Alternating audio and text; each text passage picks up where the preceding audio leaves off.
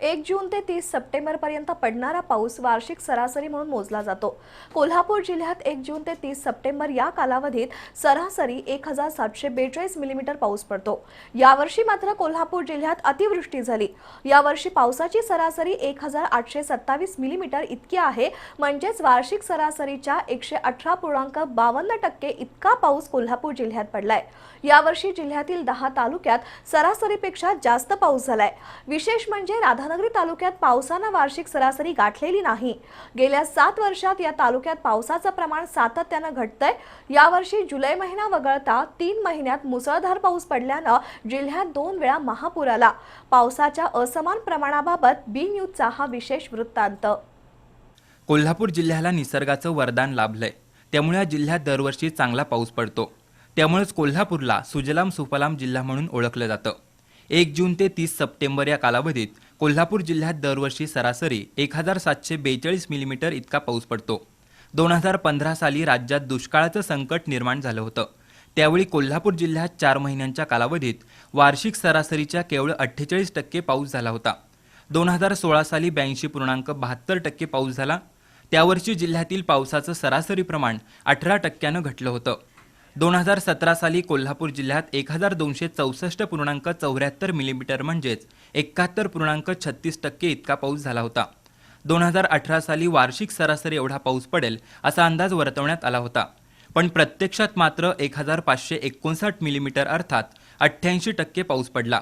2019 साली 2654.57 मिलीमीटर पाऊस पडला, म्हणजे वार्षिक सरासरीच्या तब्बल 150% पाऊस पडला। यावर्षी सरासरीपेक्षा जास्त पाऊस पडेल असा अंदाज वेधशाळेनं वर्तवला होता आणि तो खराही ठरला। यंदा 10 तालुक्यांमध्ये सरासरीपेक्षा जास्त पाऊस झालाय। कागल तालुक्यात दरवर्षी 650 मिलीमीटर पाऊस पडतो। यावर्षी कागल तालुक्यात तब्बल 1346 मिलीमीटर पाऊस झाला असून 207% इतका पाऊस झालाय। करवीर तालुक्यात दरवर्षी 840 मिलीमीटर पाऊस पडतो। यावर्षी इथं सरासरी 1214 मिलीमीटर पाऊस झाला, म्हणजेच 144% करवीरमध्ये पाऊस झालाय। भुदरगड तालुक्यात 109% पाऊस पडलाय। शाहूवाडी तालुक्यात 116%, गडिंग्लज तालुक्यात 130%, आजरा तालुक्यात 135%, पन्हाळा तालुक्यात 117%, शिरोळ तालुक्यात 106%, हातकणंगले तालुक्यात 105% पाऊस झालाय।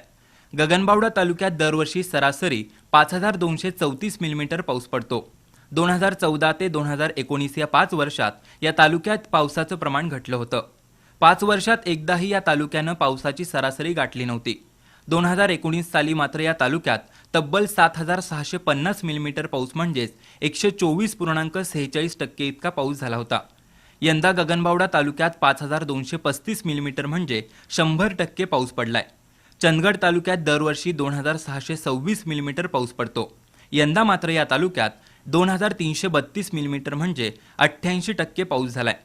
आश्चर्याची गोष्ट म्हणजे राधानगरी तालुक्यात गेल्या 7 वर्षात पावसाच्या प्रमाणात घट झाली आहे। यंदाही राधानगरी तालुक्यात पावसाचं प्रमाण कमी राहिलं।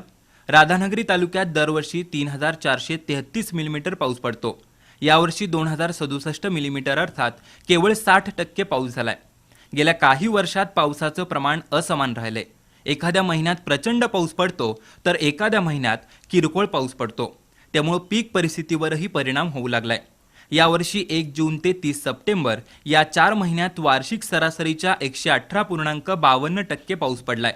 सप्टेंबर महिन्यातही चांगला पाऊस झाला, तर ऑगस्ट महिन्यात पावसानं कहरच केला।